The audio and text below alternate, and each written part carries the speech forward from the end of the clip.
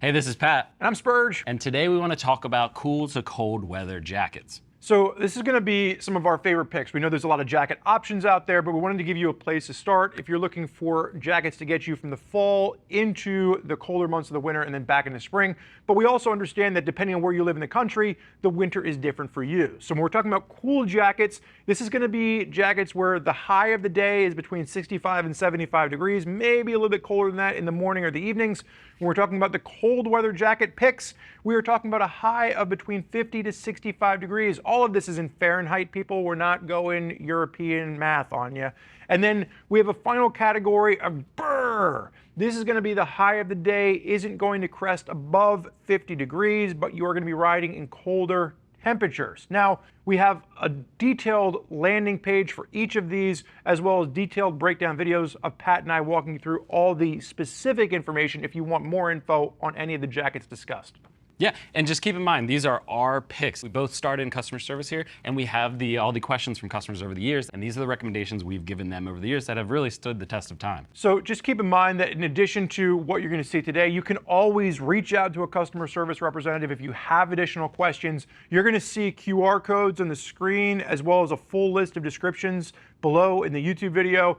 We're doing our best to give you all the resources you need to help make your pick a little bit easier. There will be a best of cool to cold weather jackets landing page, and there are also going to be a slew of best of pages where you can look at best helmets, best jackets, best gloves to find the right gear for you and your riding style. But enough of that. Let's kick off today by talking about some of our favorite cool weather jackets, and the first one we want to discuss is the Roland Sands Anaheim 74. Yes, and I am very excited about this because I actually own this. This is my fall riding jacket, and the reason I love it so much is A, the style. I think Roland Sands did a fantastic job with that, but the fact that it is a full denim vest as well as a hoodie style fleece on the sleeves, but with direct venting. So you can open it up, you can ride in the morning when it's a little bit colder, once you get up to highway speeds and the temperature drops, but you can open up the vents if you're, say, taking a lunch ride and it's hot out and the sun's out. One of the things that I've noticed from watching Pat's product videos, he likes to use the word fantastic a lot. So yeah. I would just say, as you're watching this video, every time that Pat says fantastic, take a drink. This is coming in around the $250 price point. I like this because it is affordable, but it is still going to give you a lot of functionality and style for that price. Now we talk about the CE Level 1 armor in this. This is going to be a SazTech armor.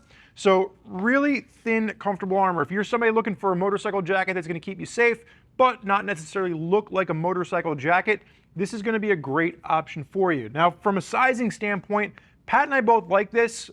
We feel it fit really true to size. We're both about a 44-inch chest. We would wear this in a large. But there were some comments from customers saying that if you are on the larger side of the spectrum, you might need to size up if you are between two sizes. Yeah, and fantastic drink.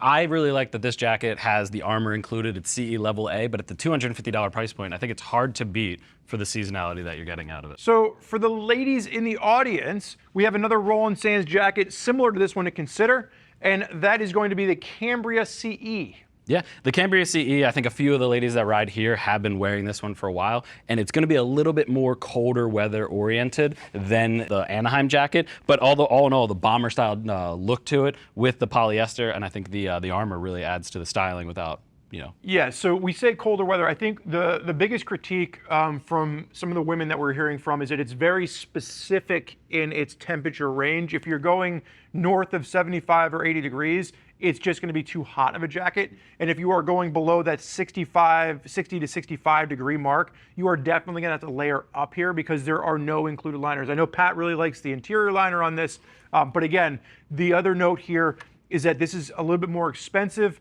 than what we're seeing in the men's pick. This is coming in around the $380 mark, so definitely a little bit more money for something that isn't going to give you a wide range of functionality. You're definitely seeing a little bit more of the style come into play. Yeah, and you're bumping up the CE AA for the abrasion rating as well, but I think just overall style, the quilted liner inside, no ventilation, it's going to be great for those cold mornings and, you know, late nights while you're out riding in the fall. Cool.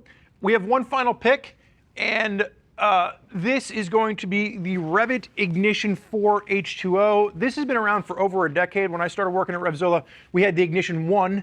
We are now on the 4th generation of this. This is going to be north of $500. It's coming around the $580 mark.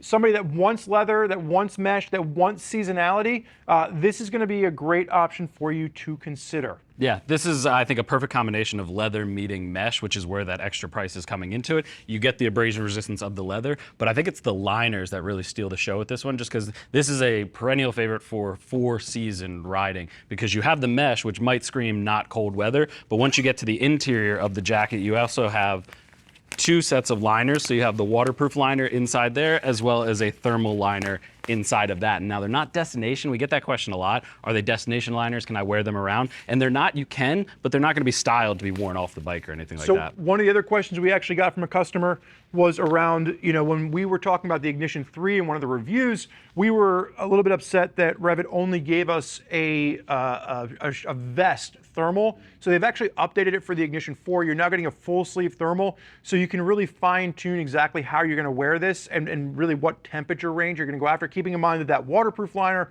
will help to block wind, as well as the full thermal liner in there to help keep you warm.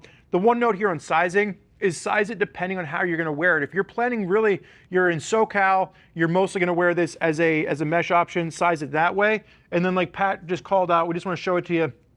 The armor in this is going to be the C-Flex CE Level 2 armor, so a little bit bulkier than what we're seeing with Roland Sands. Yeah, but you're getting that additional abrasion resistance and you're getting that additional upgrade in the armor, which helps justify the price, especially with that leather in there. But even with those thermal liners in there because of the mesh, this isn't something you're gonna be able to push into the coldest months of the year. For that, we need to get into our cold category. And keep in mind, this is where the high of the day is gonna be between 50 to 65 degrees. And we're gonna kick things off with a look at a favorite pick for Pat and myself, the Melin Hixon 2 D3O. Yeah, and I think this one also stands out on a style spectrum too, because it is a full leather, which is the first one we've talked about being full leather, but also it has this really sweet British style to it in the Hixon. I really dig it, and I think a lot of the features Melin tossed in here are pretty sweet. Would you call it fantastic? Yeah, I would call it fantastic for those. So it comes in around $400. I think we struggle with leather jackets because everyone that rides a motorcycle, well, not everyone, but a lot of people that ride motorcycles love a good leather jacket. However, we find that it's sometimes too hot to wear in the heat of the summer. It's sometimes not warm enough to wear in the winter. So this is one that you can stretch a little bit because it does have a drop thermal in there. You are getting CE Level 1 D3O included, and that is going to look like this. It's a soft, comfortable armor.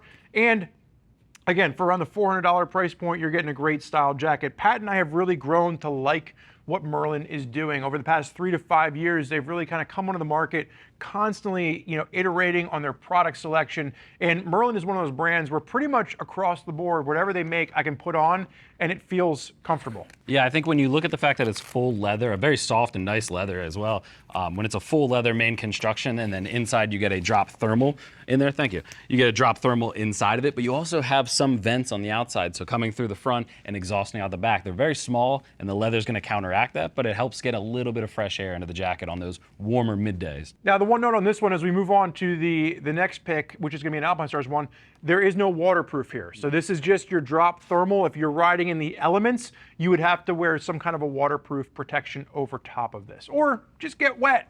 There you go. All right, Pat, let's move on to the Andes V3. This is an Alpinestars jacket, and there is both a men's and a women's option. They're gonna look pretty much identical, and the functionality on this is going to be identical. So regardless of whether you're looking at the Stella version for women or the men's version, all the reasons that we like this one are going to be the same, starting with the fact that it's affordable. It's around the $300 price point. Yeah, and it checks a lot of boxes when it comes to riding in cold weather. It's got a touring level cut, so it's a little bit longer, has a little bit more surface area, has a pretty decent polyester main construction in 600D with reinforcement panels in ripstop at the outer edges, but it also comes with that non-removable waterproof liner and thermal with a little bit of ventilation. The front vents are going to allow a little bit of that air to pass through to at least help on those hot days. So the armor on this is going to be a CE Level 1 Nucleon Plus. We like this because it's comfortable. I mean, it's flexible. You're still getting impact protection, but it's not feeling bulky. It's not feeling like you're prohibitive. We have a lot of people that look at this jacket and they're thinking, entry level into adventure riding.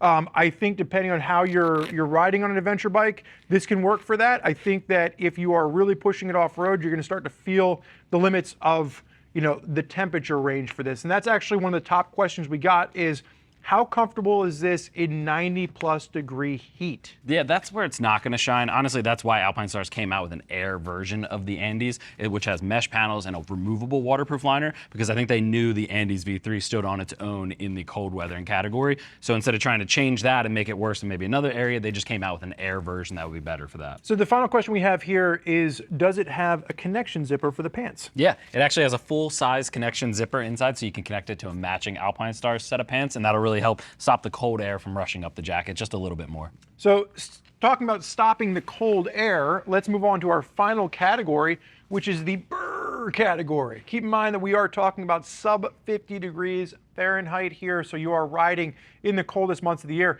And our picks to kind of kick things off is going to be the Climb Latitude for men and the Altitude for women. Yeah, and I have the Climb Latitude in my hands. Spurgeon has the Altitude, which are almost identical jackets. There's a couple little functionality for the female fit or for the male fit that changes, but otherwise the materials, the Gore-Tex, everything like that does remain the same, although the price does get a little bit different. The women's version, the Altitude, is around $700. The men's Latitude is around $800. Yeah, and you are getting, again, I mentioned, it's hitting pretty hard when it comes to protection. It's going to have a little bit of leather, a little bit of 1200 denier, some D30 armor at the elbow, shoulders, as well as the back included. And then level 1. CE level 1 armor, yeah. And then but you get the Gore-Tex. Gore-Tex. I like that. Yeah, and it does get the Gore-Tex waterproof liner as well. So I have been using a previous version of Latitude for years. This is a go-to like touring street jacket for me. It's something that I think really can become a 4-season option. There are no liners in this, right? So this is a bring your own base, mid-layer, heated gear kind of option, which is really what you're going to see as we're talking about the Brrr category. Because when we get up into this stuff, like, you're going to have to pick the thermal and heated liners that really you need depending on how extreme of a temperature you're going down into. Yeah, and I think when we were looking at the category, that was the goal. This is hitting pretty heavy on the protection, the Gore-Tex, everything that you need right out of the gate, and then you can customize it for yourself later on and really add in whatever you need. I go with heated liners, you go with thermals, and it's really just a debate as old as time. So some questions here. Is this comfortable above 90 degrees? As I said, I've been using this one for a while. I think as long as you're not pushing this as an off-road option, Climb has better off-road options. This is my 4-season pick. So with the vents open, you're getting direct venting. You can easily ride this in the summer months up to that and over that 90-degree temperature. And as long as you're moving, you're getting the airflow through here. The final question is, will the Traverse from Climb keep you as dry as the Latitude in inclement weather? As dry, sure. I mean, the Traverse is also a Gore-Tex performance shell, so it does get the guaranteed waterproof and guaranteed for life of the garment. That Gore will back up. So you still get that. It's just different features on the outer shell and main material construction. Yeah, keep in mind that Gore-Tex does have a performance, a 3-layer pro shell. This is the performance shell. Also note that Pat and I didn't recommend that. I think you can go that way if you want to, but Pat and I both like just the standard performance shell. Speaking of waterproof protection, getting away from Gore-Tex, which can sometimes add price, our final pick here from a jacket standpoint is the Sedici Garda WP, coming in around the $250 price point. This is a much more affordable laminate waterproof option for those out there that like the Climb, but they want something that's a little bit more affordable. Yeah, and I think it hits on a lot of the similar features. It has a laminated waterproof construction throughout. It has direct venting. It comes with a decent armor complement as well. And actually, Spurgeon, you own this jacket as well, just like the Latitude. You own this one. I have this, and I have the Marco Mesh. So if you're looking for a summer option, thank you, that's what I was looking for. If you're looking for a summer option, there is the Marco Mesh built in the same chassis. The Garda was the first one that I got. I like this because the fit is awesome. It just has a great fit to it. It looks nice and svelte. It's comfortable to wear all day. You are getting vents. From a weather standpoint, this is something that I would not wear north of 75 degrees. That's where you want to check out the Marco Mesh. This is something that blocks so much wind. This is a sub cold weather jacket for me. Pat tossed me this. I should have mentioned earlier. This is the CE2 axial armor. It comes standard in the shoulders as well as the elbows. If you want to add the back protector, that was one of our questions here, is what back protector would work with this. We'd recommend the axial back protector. There is a CE1 and a CE2 version. you might as well go with the CE2 just to give you that protection there. Yeah, and then you can also add a hydration pouch over top. You have some pretty beefy reinforcements, 1200 denier up at the shoulders, the elbows. So it's really made for protecting you in the slide, but at the same time, that waterproofing on there is really gonna block the elements out. So this is a pick that we very much like, I think from a fit standpoint and from a cold weather standpoint. This is gonna be a great option for you that's not going to crest that $250 price point. Now, like we said, everything here you're gonna have to add either some base layers or some mid layers to, or a combination thereof to be able to really get it into these colder months, or you're gonna have to add some heated gear. And so our final pick to just kind of discuss today is Hotwired heated jacket liners. Now, Hotwired also has vests and gloves and pant liners, but really from a core standpoint, you wanna make sure that your heart is kept warm. That's what pumps all that warm blood throughout your body. So our pick is the Hotwired heated jacket liner for around the $220 price point as a complement to these other jackets. Yeah, and I think the last 3 jackets we talked about didn't have any liners inside of it, and that's because it was such a big debate on what is the appropriate, what is perfect for Spurgeon, what's great for me, what's great for other riders. And I think at a certain degree, sub 50 degrees is what this Brrr category is. At a certain point, when you factor in wind and moving at highway speeds, you're down below freezing. You really got to start generating heat. That's the way I look at it. And by plugging this into the bike and running the wires through, you can actually get a pretty hefty heat inside of it. I've never actually ran it at full heat. I usually run it at medium, and I'm still sweating at that point. So you do have multiple settings. So there's a little button on the jacket with like 3 different settings here. This is also the new Bluetooth version, so there is an app, and you can actually program where those 3 settings come into play. I think there's like 10 different programmable ranges, and Pat talked about the fact that there is an electrical draw off the motorcycle. So you want to make sure that you have the excess electrical capacity to run heated gear. This is going to draw about 75 watts.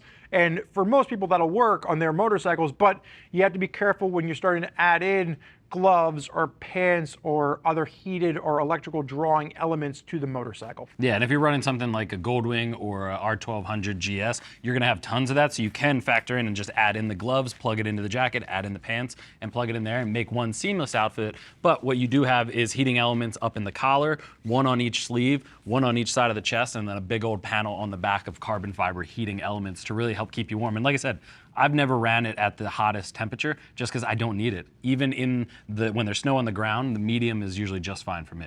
But the point that we're probably getting to, and you're probably kind of inferring, is that when you're looking at heated gear, it becomes a much more complicated discussion. You're probably going to want to do a little bit more research than what this video has provided. We're just here to create some of the awareness around it.